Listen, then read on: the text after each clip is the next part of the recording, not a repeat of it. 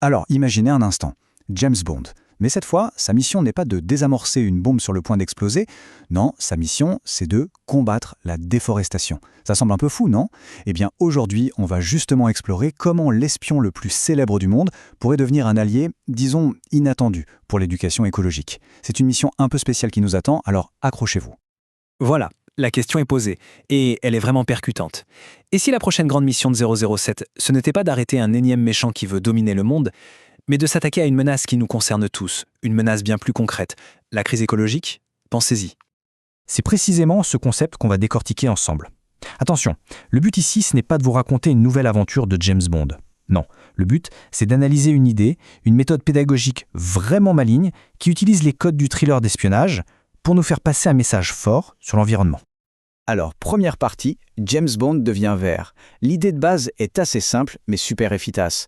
On prend une icône de la pop culture que tout le monde connaît et on lui donne une mission complètement nouvelle, une mission au service de la planète. Bon, pour que ça marche, il faut un scénario qui tienne la route. Et c'est là qu'intervient l'opération Vert. Alors, de quoi s'agit-il exactement? Ok, le décor, direction l'Amazonie au Brésil.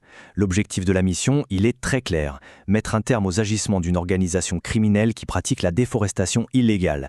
Autant dire que dès le début, les enjeux sont énormes. Et là où le scénario devient vraiment intéressant, c'est dans le comment.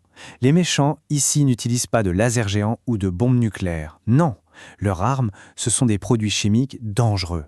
Des produits qui, en plus, détruisent la biodiversité et polluent les rivières. C'est une double menace, bien réelle. Face à ça, comment Bond va-t-il s'y prendre? Eh bien, son plan se déroule en 3 temps. D'abord, phase de reconnaissance, identifier les zones touchées par la déforestation et la pollution. Ensuite, l'action, intercepter le transport de bois illégal. Et enfin, et c'est peut-être le plus important, la phase de reconstruction, promouvoir des techniques durables auprès des populations locales. On voit bien que le but, ce n'est pas juste de tout faire sauter, mais de construire quelque chose sur le long terme. Section suivante, les outils d'apprentissage. Parce que oui, derrière le scénario d'action se cache en réalité une véritable boîte à outils pédagogique. Et elle est plutôt bien pensée. C'est là que réside toute l'intelligence du concept. Les outils pour apprendre ne sont pas ajoutés à la fin, comme un bonus. Non, ils sont intégrés directement dans l'histoire. Le vocabulaire, les dialogues, les quiz, tout ça fait partie de la mission. Allez, on passe au briefing de mission. Premier terme à maîtriser, la déforestation. C'est simple, c'est la menace numéro 1, la destruction à grande échelle des forêts. Deuxième concept clé, la biodiversité. C'est quoi? C'est toute la richesse, toute la variété des espèces vivantes dans un écosystème. Et c'est exactement ça que Bond Aessari doit sauver. Ensuite, côté solution, on a le reboisement. Il s'agit tout simplement de replanter des arbres pour que la forêt puisse renaître. C'est vraiment la clé de la mission sur le long terme. Et pour finir, la pollution chimique. C'est l'arme des méchants, la contamination de l'environnement par des produits toxiques. Et voilà, la boucle est bouclée, on a tous les éléments du scénario. Regardez cet exemple de dialogue, c'est super parlant. Le contact de Bond sur place, la docteure Loana Silva, ne dit pas juste « c'est dangereux », elle utilise des mots précis comme « exploitation illégale »,« contamination de l'eau ». Le dialogue sert à la fois l'histoire et la leçon d'écologie. C'est vraiment bien fait. Et bien sûr, une mission ne serait pas complète sans un débriefing à la fin. Sauf que là, le débriefing, c'est un quiz. Une manière ludique et efficace de vérifier que les concepts importants ont bien été compris. Première question, par exemple, quel est le principal impact de la déforestation sur la biodiversité? On voit tout de suite le lien direct entre la cause, la déforestation, et sa conséquence, la perte de biodiversité. Question numéro 2. Pourquoi les produits chimiques utilisés par les criminels sont-ils dangereux pour l'eau? Là, on revient au mode opératoire des méchants et aux conséquences très concrètes de leurs actions. Et pour finir, une question qui regarde vers l'avenir, quelles actions peuvent aider à restaurer une forêt dégradée? Ici, l'idée c'est de se concentrer sur les solutions, comme on l'a vu avec le reboisement.